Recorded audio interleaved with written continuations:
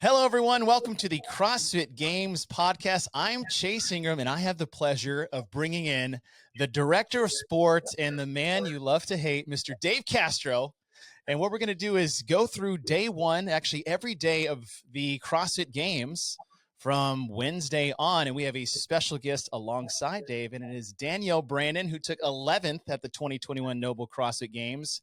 And I would say very dramatic fashion, more than I'd say anyone has done at the CrossFit Games. But Danielle, thanks for joining us. And Dave, I'm super pumped that you want to do this and get this out there. And we're going to start with day one. But what really wanted you to get this out there on the podcast world for the CrossFit Games specifically? It's been a long time coming. You know, we don't have our own podcast currently, and for a while I've been internally talking about we should have our own podcast and we should be putting out this type of content.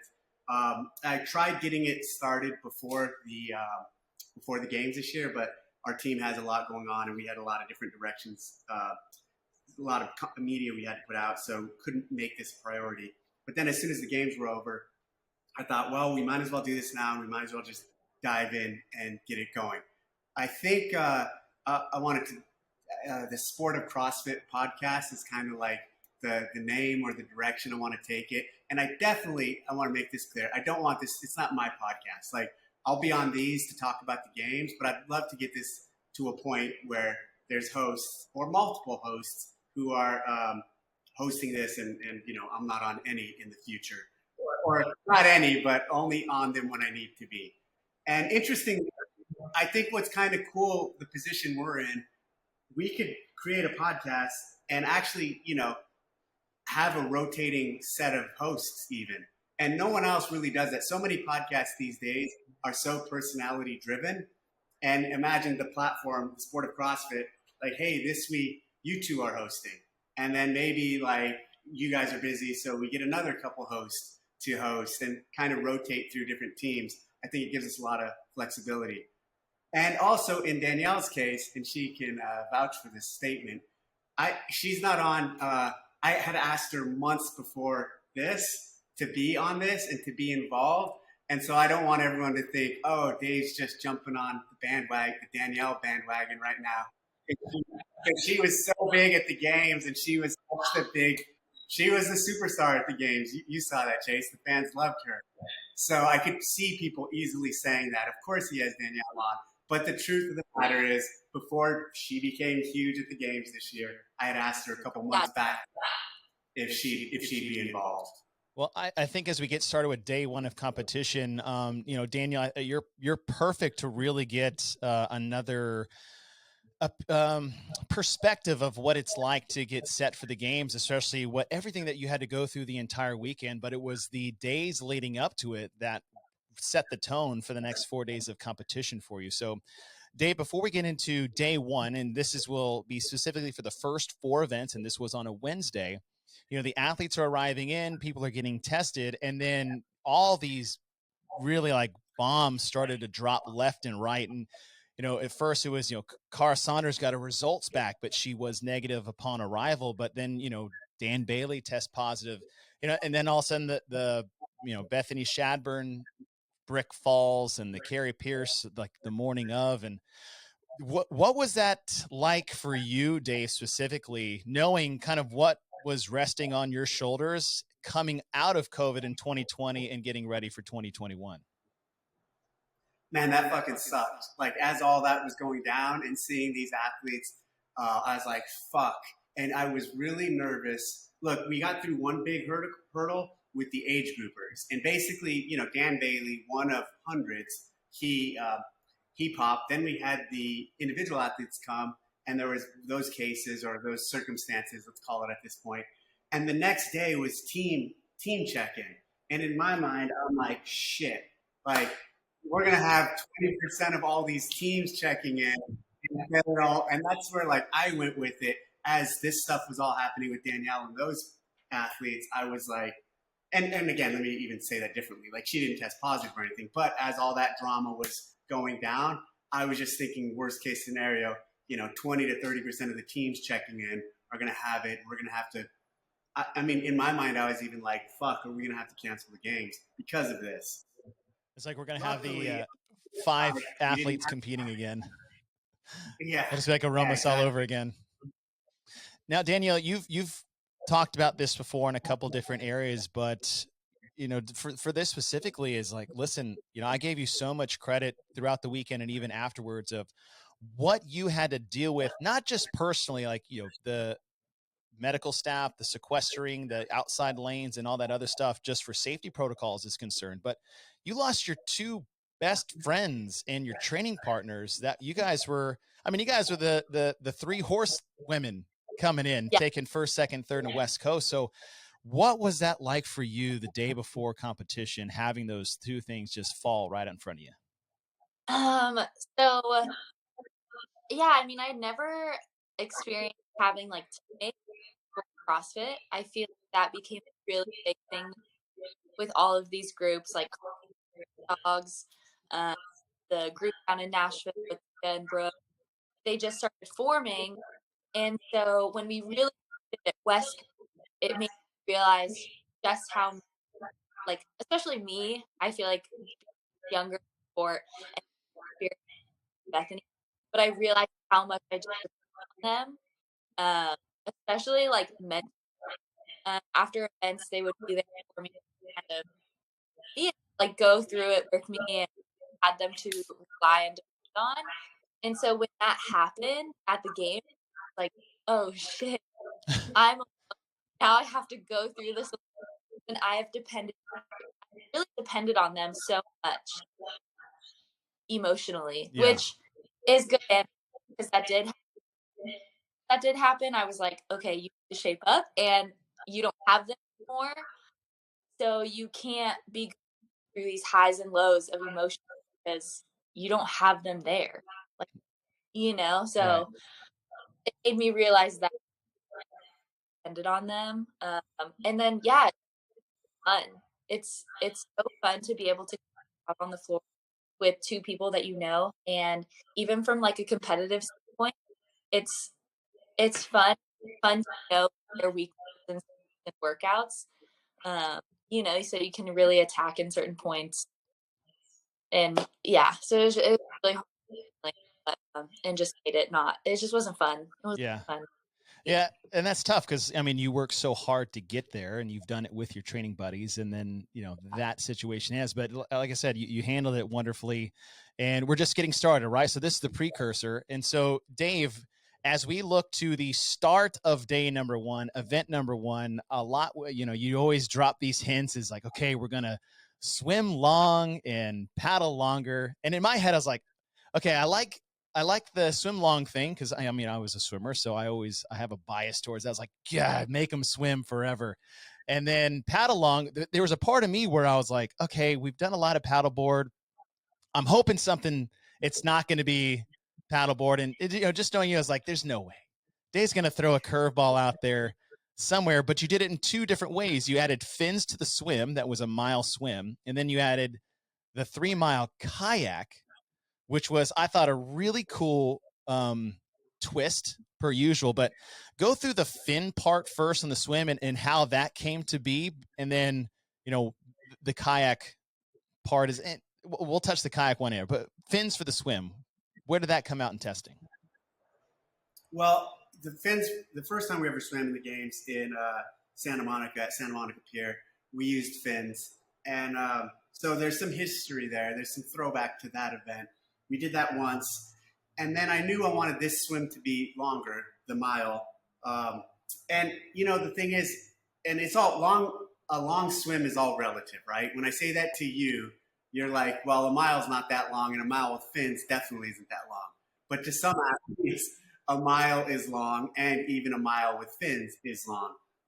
And that's the thing about swimming in our sport. There's such a wide disparity of ability level. Some people are really good swimmers and some are not. You can't say the same about most of our other movements because everything else is pretty common in our training. Like everyone's much more grouped together in ability. In swimming, it's not. Swimming, because of that, it's actually one of the few things where on most of the stuff I program, I default to like the best. I default to like what T is capable of or what Matt's capable of, or Justin in this case now.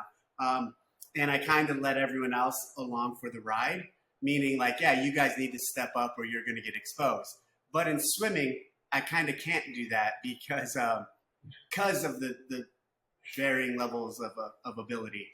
And so if we would have done a mile swim without fins, I mean, that would have been a very, very different event for a lot of people. It would have taken them much longer. And I didn't think it was, some people were really critical of the fins and upset about it, but it's almost when people criticize, T actually said in one of the press conferences, she said the use of fins is like scaling. And I totally disagree with that. And it's funny because from the background I came in the Navy, we used to do 2-mile ocean swims every Friday, and they were timed, or every week, not necessarily every Friday. And we used fins. And for me, that was not a scale. I mean, that was part of our training, and we had to swim hard with fins. So I kind of take offense when people rip on the fins because of my background with them and where I came from. And also, though, you know what's funny about the fins is like the more people criticize them, the more that's like, aha, I know what they don't like. You guys know, like if you start crapping on this, Dave's is going to do it again, but with 2 miles next year and fins. But the thing with fins that people don't understand is like it's not scaling because you're not actually helping the bad swimmers with fins because they don't know how to use them appropriately, right? You're just really making the great swimmers, you're making it easier. So I don't think it's scaling. I think it's just it's a weird wrinkle. It's almost like using an axle bar or a short bar instead of a regular barbell, right? So it's just a unique twist. And what I want to talk about. You swim a lot with fins, Chase? Oh yeah, yeah. Yeah, fins was a huge part of our training. I tested that event, not the kayak, just the swim, with Nicole Christensen a few weeks before the games, or maybe a month. And she crushed it. And she was a collegiate swimmer. And she was like, yeah, we train with fins all the time. So, like, she's like, I know how to swim with fins well. Better than me. It's a skill. It's a skill. Danielle, how are the fins for you relative? I'm sure you train some swimming knowing you're going to the CrossFit Games, and that's probably a staple that's going to be in there. Did you do any with fin training prior, and then how was the swim fins during the event? So I was a swimmer in high school, and we did fins at least like what? I wouldn't say once a week, but probably once every 2 weeks we would throw them on. So when the fins were, I was just like, whatever. Like, it's not, I was like, it's only going to make good swimmers better. And the sucky swimmers are go maybe a little faster, but like, it wasn't like, oh, this is stupid. It was just like, okay, whatever. Like, yeah, that's what it should be. We didn't train before the games with them, but I had used them before. So okay. Yeah, just a little wrinkle. All right, so there's the swim. Now, Dave, I do have to ask you, because you have mentioned this before, is that you threw in the kayak, but a lot of people were wondering if it was going to be a stand-up paddleboard. And you've mentioned in the past that you feel like it's too skill-based of a movement. Is that correct, what you said? Yeah, I mean, there's a lot of I'm departing from that thought in regards to stand-up paddleboard. I had a backup question, just for based off your answer. I'll tell you this much: I am opening up that possibility a little bit more, because there's some really big, wide ones that don't require a lot of balance or skill. Well, it's like saying, if you can force these athletes to do a freestanding handstand push-up, I bet they could handle a stand-up paddleboard maybe in the future. Yes, for sure, but those are very different movements. With the stand-up, I've never been a fan of it anyway. And I felt like there's a period, maybe not recently, the last 4 or 5 years, where it's just too trendy and too cool. Like everyone in fucking Austin, Texas, paddling down. You know what I mean? It was so the thing to do. It's the rollerblades of the paddling world. Is that what we're trying to say? All right. So you did use the kayak in your prep, in your testing. If people, I'll throw back to 2017 was when your Constructing the CrossFit Games book came out. Is that correct?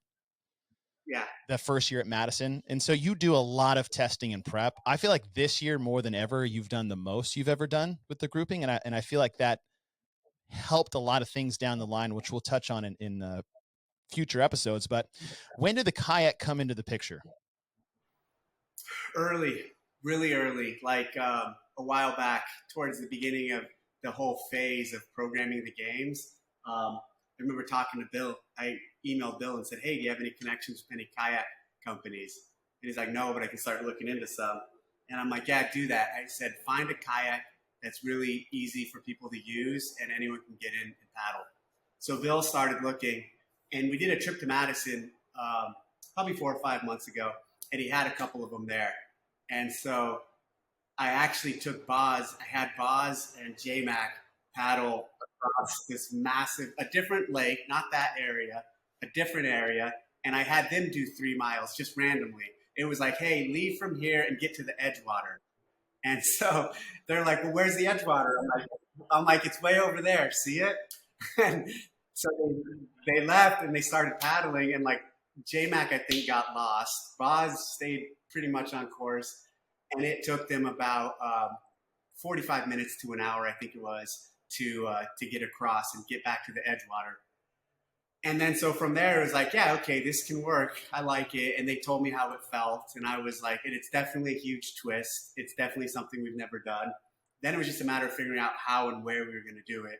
And it started at a different lake. There was a few different variants, a few different versions. But then I was in this office or in here programming, and I was looking at a map of the area. And I looked at the lake that we always swim in. And I just zoomed out, and I'm like, wait a minute. There's a beach over here, and there's a beach here. I'm like, we should just fucking cross the whole thing.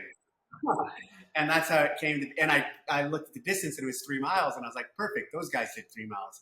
It's if I have this rule, if I can do it, they can do it. Well, in this case, if those guys can do it, they can do it. So I was like, yeah, 3 miles would be fine. That's kind of how that one came to be. Now, and there's always a big difference, I feel like, with programming is like what you write on paper, how the demo team does and tests it, and then what happens on the field, which will be a theme later once we get to day number 4. How did it unfold for you watching it, with all the games athletes? This one was way faster than I expected.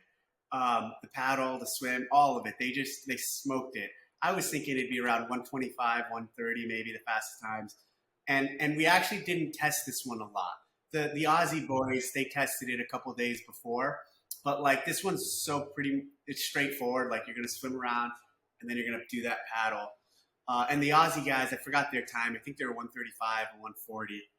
Maybe not 140, but so I was really blown away with the times, how fast everyone went. And it was cool to see, though. It's cool to see that they didn't have any real issues with it. Danielle, how was the kayak for you? I thought it was fun. I'd done a little bit of kayaking just growing up in Washington. But it was kind of just one of those things. Okay, the athletes picked up pretty quickly. I don't think that there was any like huge separator in it, just because you either suck at it or you get it. And I think most people held pretty solid positions when they were on the kayak. I mean, granted, like you can pass some people, but for the most part, just like a slow and steady kayak, It's interesting on that. I think it was Amanda Barnhart. She was telling me she like came out first of the water on the swim. And then she got passed. She's like, I got passed by like 8 girls in the kayak. No. Yeah, she was struggling with the kayak a little bit. Danielle, did you pass anyone on the kayak? I did, especially in the beginning. I actually stole some guy's kayak. I wish I was. He was going so casually, like they were like grabbing the paddle so casually, and then like he put his like water bottle in the kayak and was just like daintily walking, grabbed it, and I was like, too late, buddy. Like I was like, you're being too slow. That's awesome. I did in the beginning pass some people in between. So. That's another thing that I liked about this. It's like some of our events that are just straight up, there's no scale or there's no different weights by gender, and like you can compare male versus female. And like Tia, I think she beat, what was it? like, I think only 8 or 9 guys beat her. It wasn't Yeah. many. I passed some guy. I like drifted off of some guy. I think it's drafting. Drafting. Yes, drafting. I pulled out a unique term during the broadcast called weathercocking on the team division. And what that is it's a real term, especially in kayaking, where if you have the wind hitting you from the side, your kayak will naturally turn into it. And that's the terminology for that. So if you had any side wind and you couldn't get your boat straight, it wasn't a paddling thing. It was actually it's the boat that turns towards that. And Dave, I'm looking at the times, and Tia was 110. 110.46. She would have been fifth. She would have been fifth overall. Yeah. Which is awesome. I love events like where it's just like, hey, chips on the table. Who's the fastest? Male, female, it doesn't matter. Who's the fastest? That was pretty cool.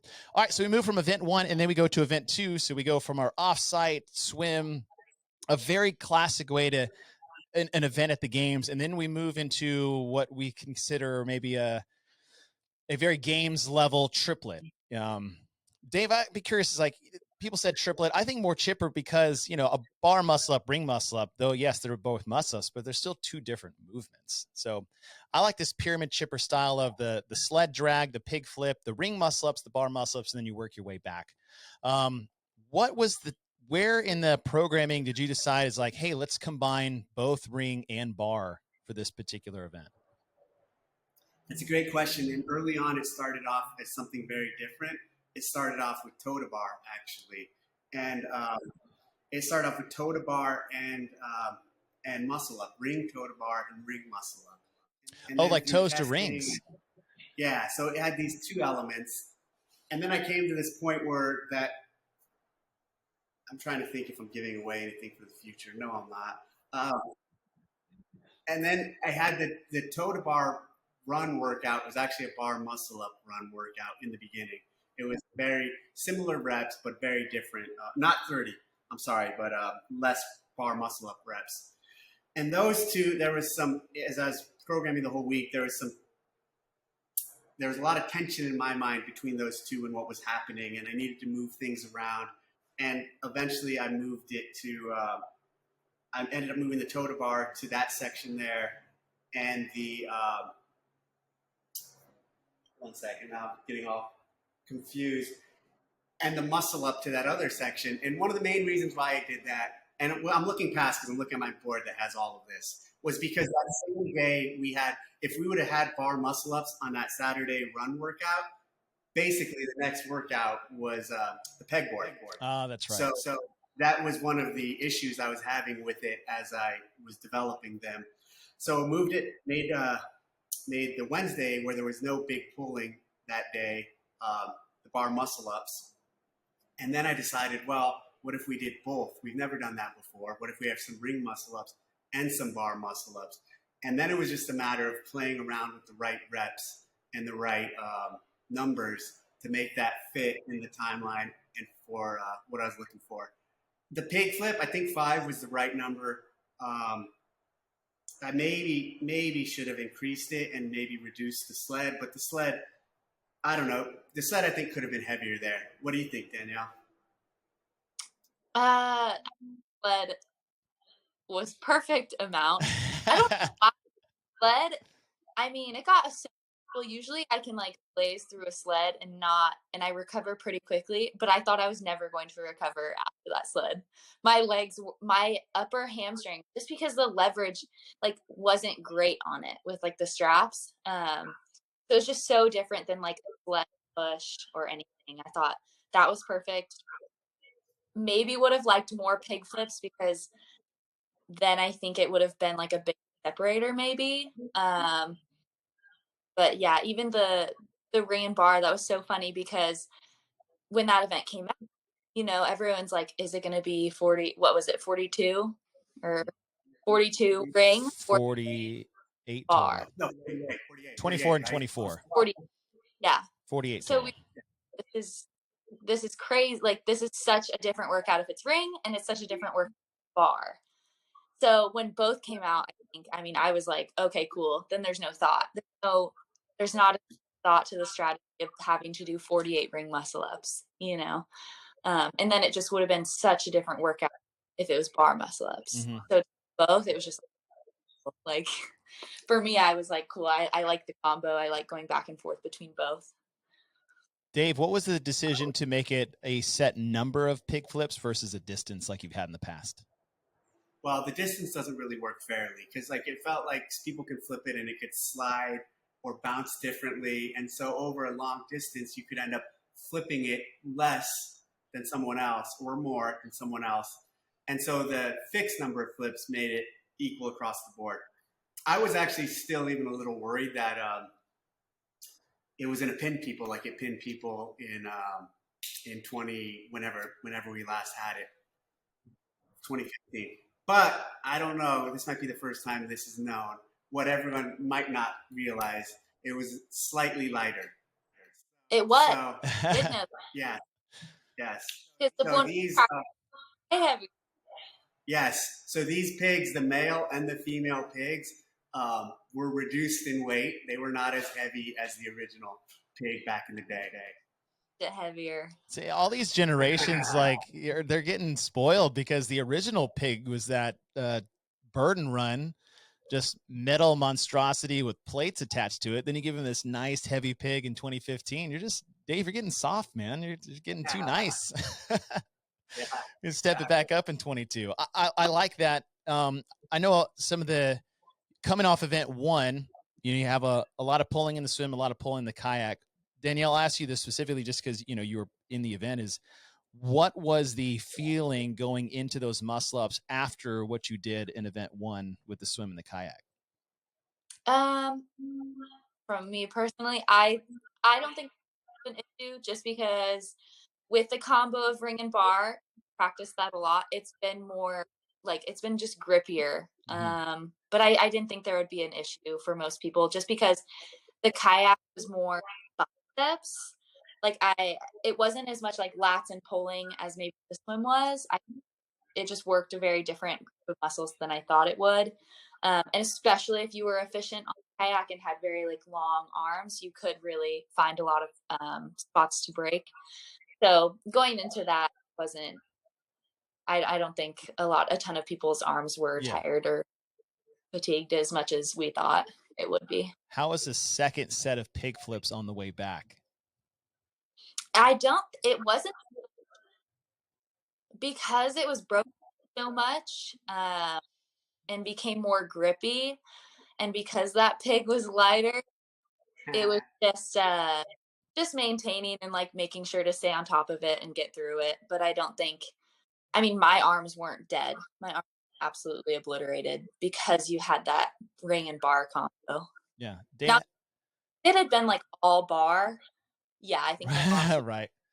Dave, how valuable is the demo team for events like this, particularly with the unique rep schemes and distances that you play with and the weights of the sled and how valuable are they to you in that format? Well, it's really pre-demo team, meaning like by the time the demo team's there in Madison, there is a lot of testing here down in California with other athletes.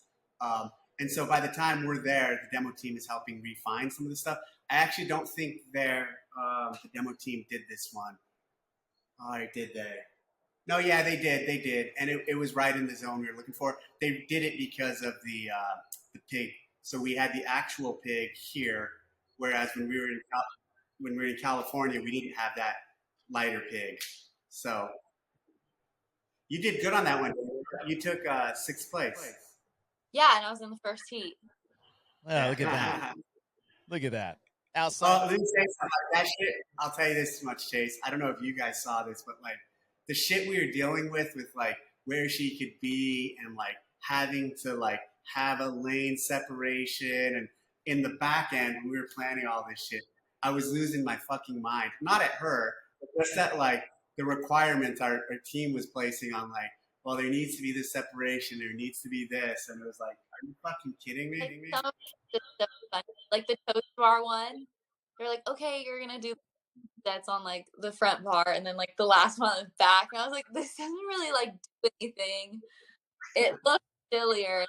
I think actually benefiting anyone from getting COVID. Just So Dave, who was when all this was going down, and we're putting Danielle through this light protocol of who's making these decisions when we're on site? Is that the medical staff, or do you have an outside consultant? We're working closely with our medical staff. Yeah, the medical team. So as we're navigating, and this is in an unforeseen situation, right? We weren't planning on I would have thought either in or you're out, not a bubble athlete who literally turned into a bubble athlete because we bubbled her for 4 straight days of competition. But talking about what happened on paper, demo team, and then unfolding on the competition floor, how did this stack up for you, Dave, watching it from the side? Straightforward, kind of what we were looking for, and in the time I wanted to see, essentially, for what we had programmed. I'm kind of surprised that when you look on the female side, 22 through 36 capped. Maybe not too surprised with that, but on the men's side, very few. Let's see what it is. 2 people capped. So, a lot of muscle ups, and we didn't change the number for the men and the women, so it was the same. So, and the ring muscle ups are obviously more challenging, but it was right where I thought it would be. All right, so we move from 2 and we go to 3, which is that 500 meter or 502 meter just dead sprint around the outside of North Park inside. And you alluded to this prior to, you said a 550-yard sprint. I think a lot of people were trying to predict maybe a shuttle run on the North Park field.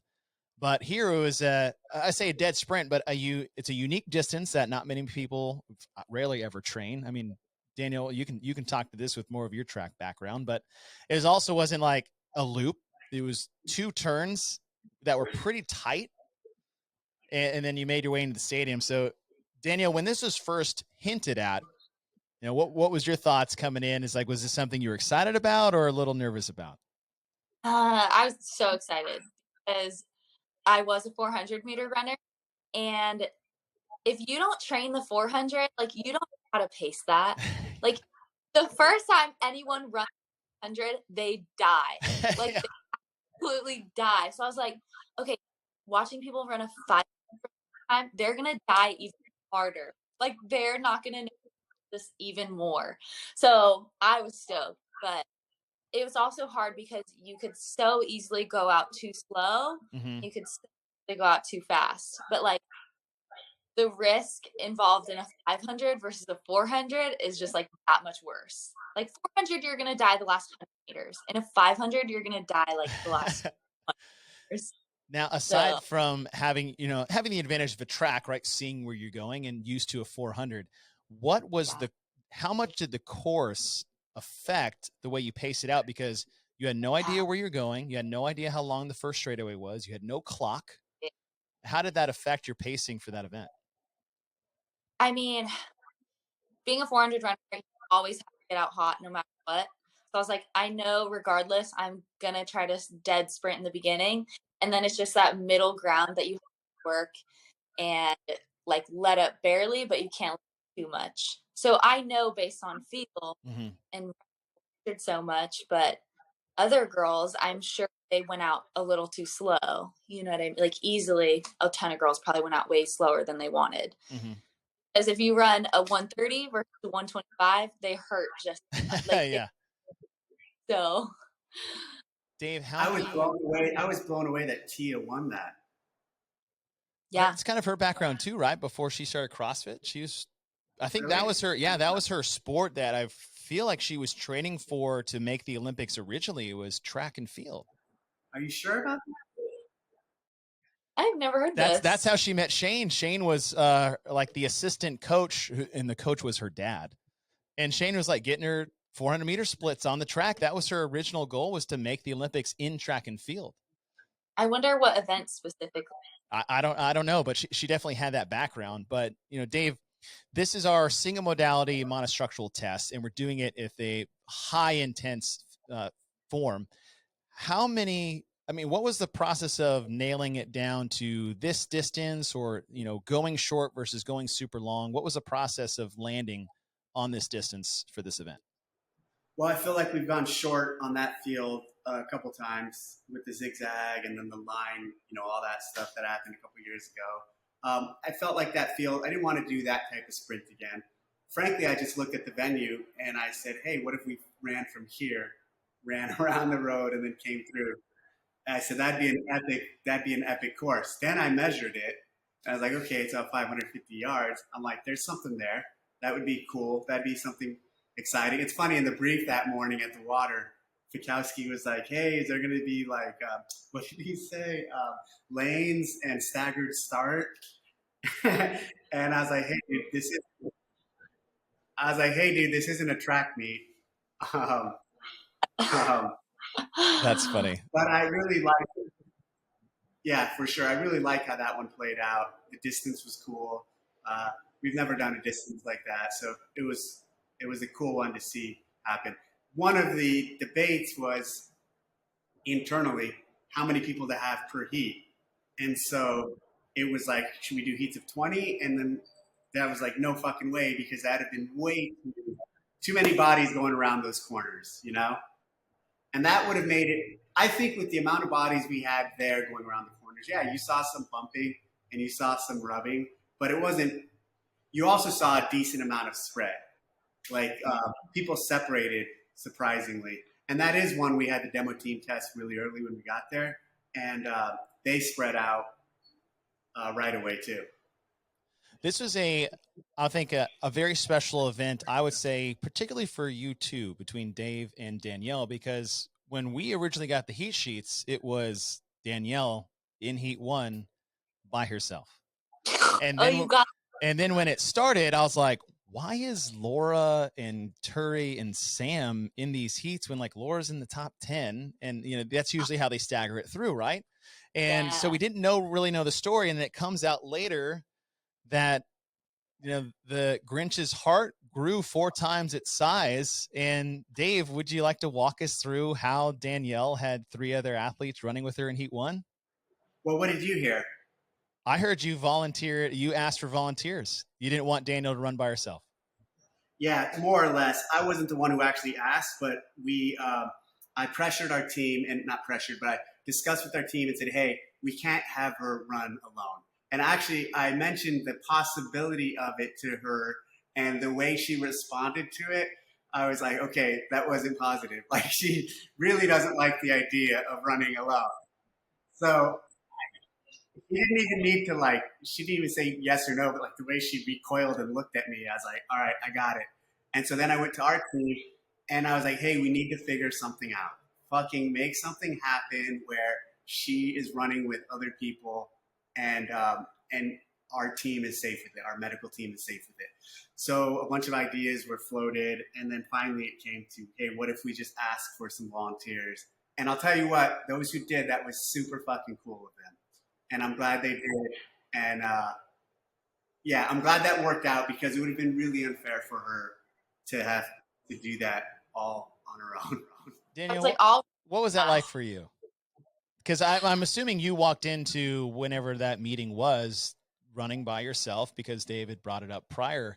And then when they offered that up and you had volunteers running, what was that like for you for the overall for the games? Yeah, so I mean, Dave told me, and they took us back to that warm up area. And it was probably, I mean, they figured out heat for me probably what, 10, 15 minutes before I was actually going. So I'd been back there just warming up. Like, at this point, it was honestly just comical. I was like, okay, I guess I'm like gonna run alone. Like, gonna go how it's gonna go. And then yeah, who was that volunteer? Who was the actual event staff that asked them? I don't even know. I don't know if he wasn't there. It could have been, was it Mike Ray? I'm not sure. He did not look familiar. Okay. I wasn't back there. Yeah, he just comes up and he's like, hey, I'm gonna get you a heat. And I was like, oh, okay. And he's like called all the girls, and like, just stand over. Like, so it's funny because all the girls are facing this way, he's facing them, and then like I'm just back here like awkwardly standing there. And he's like, so I'm going to ask for volunteers. And I'm just like, oh my God, like, head down, totally like, if nobody raises their hand, I'm going to be like that girl that got picked Pick last. Like, last or just kickball. Yeah. such a terrible. I was like, please, like, somebody raise their hand. And, I mean, sure enough, like, I don't know, like when Sam Briggs like volunteered, it was like really cool, but it was surprising. I was just like, of course, all the things you hear about her, I was Mhm. just like, of course she would be the first one to like jump on that. And then to have like Laura and third um jump in as well. I kind of want to know like why, because I mean like that's such a disadvantage to like run in a smaller heat like that for Mhm. like Laura and third. I don't know if they knew I was like a runner or what. So I talked to them both about it, and they both basically said like, yeah, we wanted her experience to be complete. Like we really wanted her to have others to run with, and it would have been. They really cared about your race and your experience, and that's what motivated them to do it, which I think is super cool. Yeah, actually, I'm going to pull back the spirit of the games from Scott and give it to them. yeah, because if I was like a slow ass runner, I would have been like, sorry for just wasting your time giving you a slow heat. So I was just like, thank God I ran fast for them. So they actually had someone to chase after. I thought that was really cool. And as we, this is about day one, and we'll get to the later days and wrap things up on the day 4 episode. But I feel like this year more than others is that there was a really more kind of like emotional theme throughout the weekend for a lot of different reasons with a lot of different people, different than any other CrossFit Games I've ever been a part of. So I think that part was like the beginning of more as a very humanizing experience, I think, for a lot of people this year. So for me on the outside looking in, that was a really, really cool moment for the weekend. And it wasn't the only one that we got. So that was event 3. And then we bring it back to the Coliseum for our first event inside the main stage for the CrossFit Games. And in classic Dave Castro fashion, when everybody craps on a movement or craps on an event, he's like, all right, we're going to do it again. And here comes wall walks and heavy thrusters, 10-1. Dave, how soon after 21.1 and the feedback that you got from the community, which is always wonderful, did you decide that we will do this at the CrossFit Games immediately? Right away, like as soon as like everyone started revolting against it. And this, like, I have anchor workouts, I like to call them, or staple workouts that are kind of like the whole weekend's built around. This, not necessarily in rep scheme, but in concept, was definitely one of those. The thruster wall walk early on, I decided I wanted to do. And actually, one version was 21:15.9, but that was, and I had people test that. Yeah, but that was just a slog, obviously.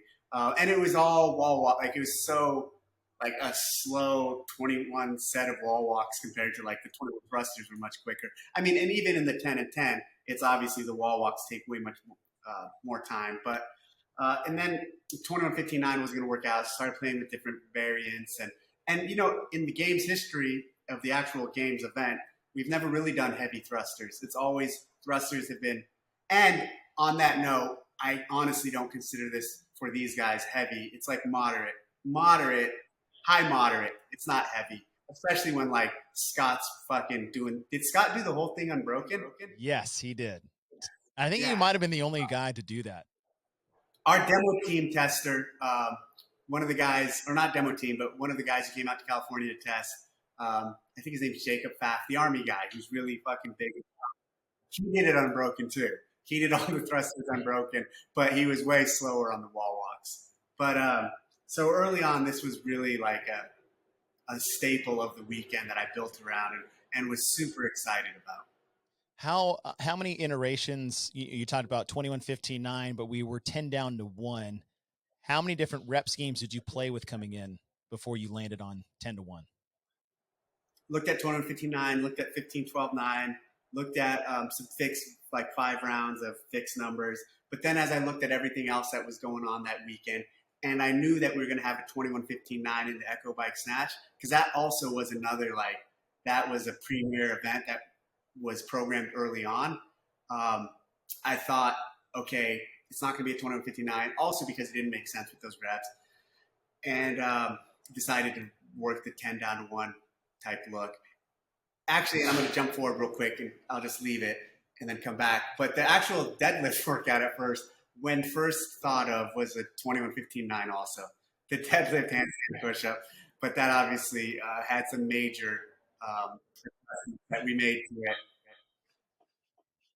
Danielle, when you heard wall walks were back, you did very well in the open with wall walks. I mean, like you obviously, and we'll see this later, is like your handstand walking prowess is basically second to none. As far, Yeah. And when this came up, what was the reaction for you? So it's actually funny because I think, like, this workout, I think everyone was like, "Oh my gosh, wall walk!" Like, "Oh my gosh, like thrusters!" Like oh, no, and it totally was like the thrusters destroyed me. Like the wall walks, I was like, whatever. Like I can get through these. It was the thrusters, and then same with that deadlift, free handstand push-up workout. Literally, like right, like everyone's thinking this is the free handstand push workout, and I'm like, this is a deadlift workout. Yeah. Like, oh no. It's just so funny. I was so flip-flopped on those two events on what the workout would be for me. And I was totally right because I got wrecked by the thrusters and deadlifts. How'd you break them up? The thrusters, I mean, I broke them up right away. We watched Fikowski and Medeiros do it, and they broke up every set except for 5, 4, 3, 2, 1, I think. Yeah. And so we broke them up right away. Just where I was at, that was. You know what blew me away with that one was that's like kind of a classic in structured CrossFit workout. Obviously, the wall walk isn't so classic yet, and the disparity in time between athletes, like, it's nuts. You know, Mal O'Brien did it in 13:41, and then you had athletes who did it in 20 minutes and 37 seconds, and then you had a bunch who got capped too. So, like, there's a 7-minute spread there, and the same thing happened with the men too. You had Scott who did it in 13 minutes, and then you had guys finishing in 19, 20 minutes, and some getting capped. Yeah, that was crazy. I thought it was great, and we're touching on bringing things from the open. I don't want to say a theme, so people's like, oh, what's going to happen? But I feel like sometimes we take an open workout and we beef it up for the games to see, the retest the world's greatest athletes in the sport here, or there's something for the games that would trickle down to regionals or maybe, a semifinal event. And there's always a little blend in there. And I feel like, you say this a lot, is that you really got to know your history if you want to try to kind of predict and train for what may come up in the games. And seeing that, I was like, there it is. There's another one of those things. Plus the fact that everyone hated it, and you're like, okay, well, we can do it more. I think everyone got wrecked by it, like athletes and your everyday gym goer. Like everyone got wrecked. I was really excited. I was really happy with that one. Oh, and the Coliseum, so fucking hot. It was so hot in there. Yeah, was the air conditioning broken for like the first 2 days? Yes. So we ended up complaining, and they're like, no, there's nothing wrong with the AC. We're like, yes, there is. They're like, nothing. And then it turns out, sure as shit, as they dug more into it, they found out it was broken. Man. I sweat much, and that workout, I was disgusting. Like I sweat like a guy, and everyone was just like, what the heck? And I was like, it was so hot in there. I'm so glad. It was brutal. I was like, is this like one of those weird Navy SEAL things that Dave is making us do where, and I say us, is like I'm sitting in a booth just like talking about fitness, not even doing it, sweating my ass off as if I am. And I was like, is this one of those things like Dave is like, hey guys, shut that shit off.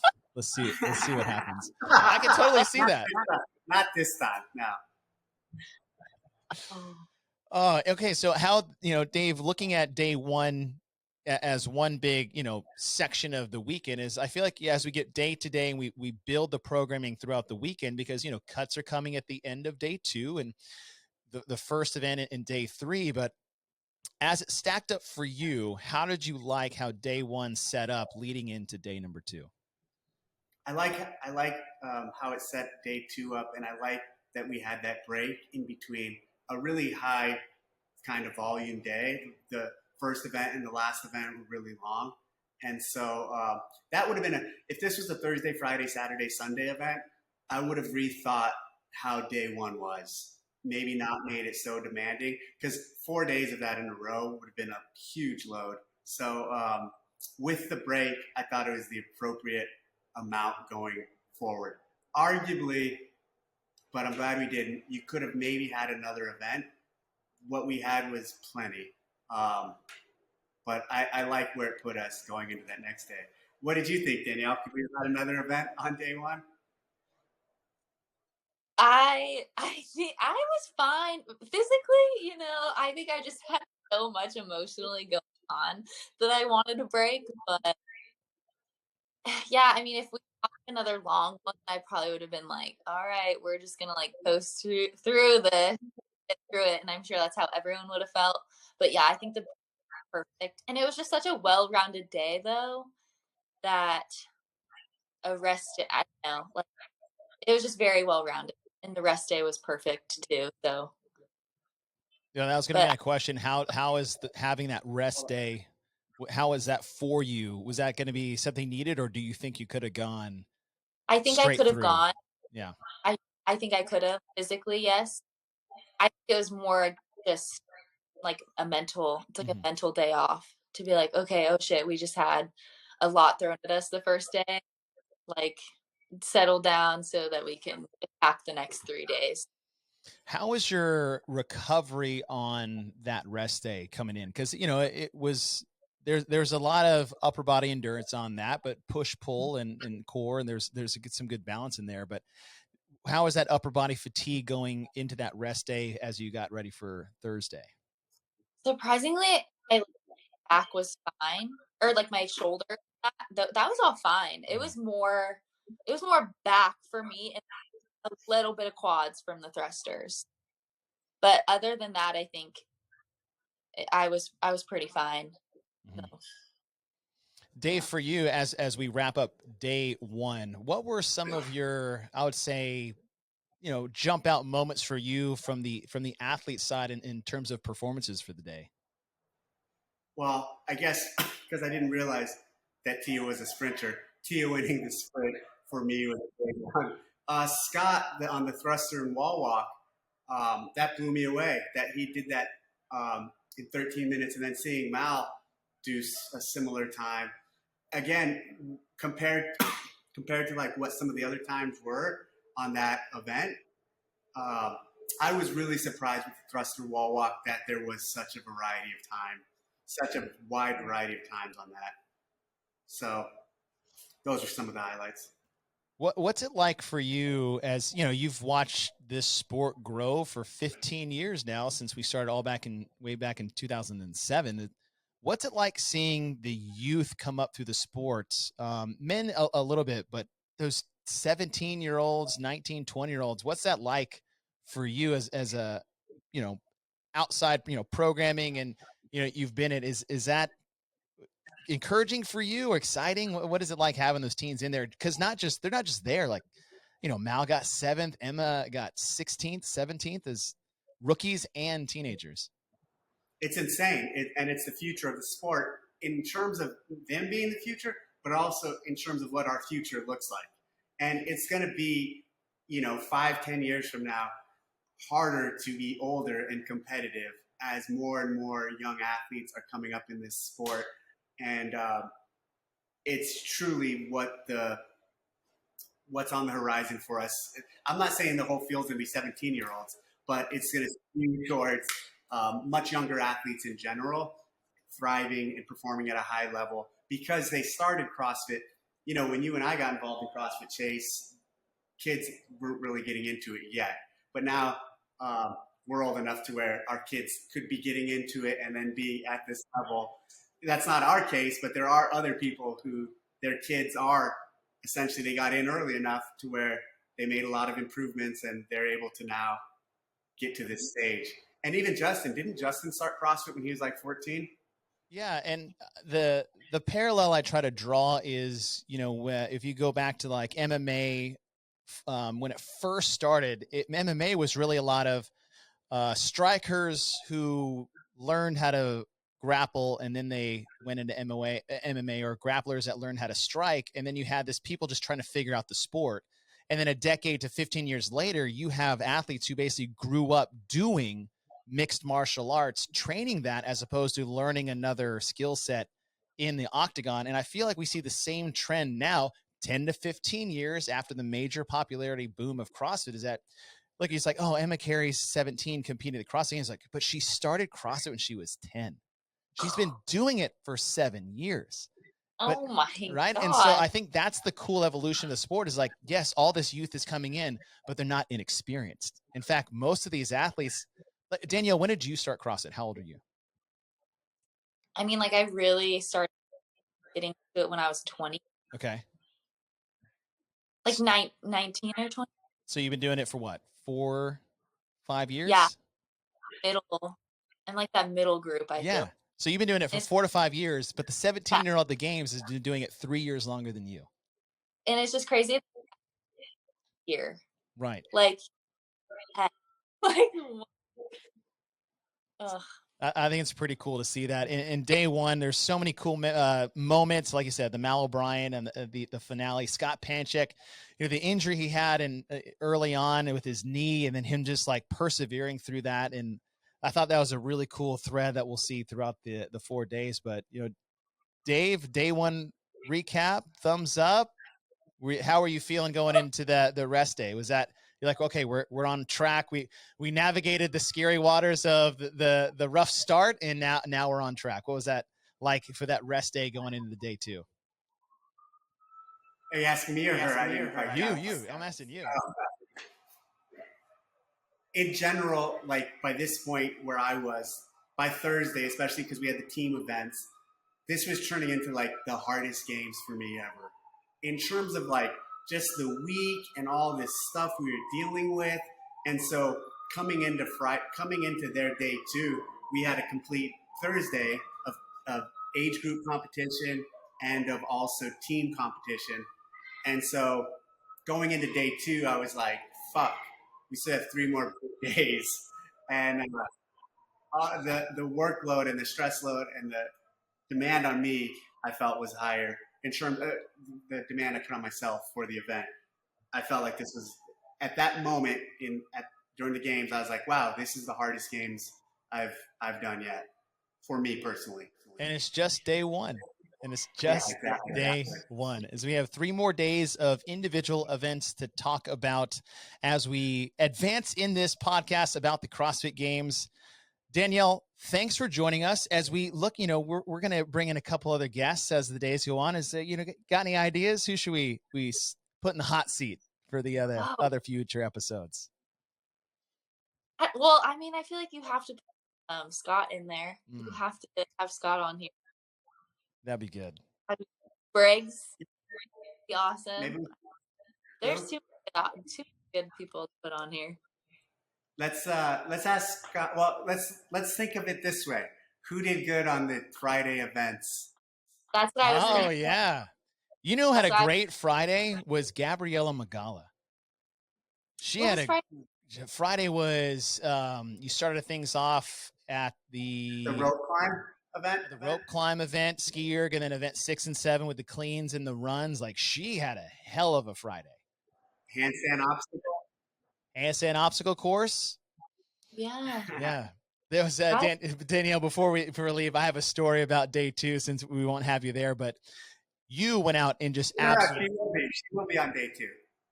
She's going to be on all the days if she wants to be, and then we'll have an additional guest in addition to her. Yeah, all right. So we'll talk about. Okay, so maybe I'll save it. Save the story.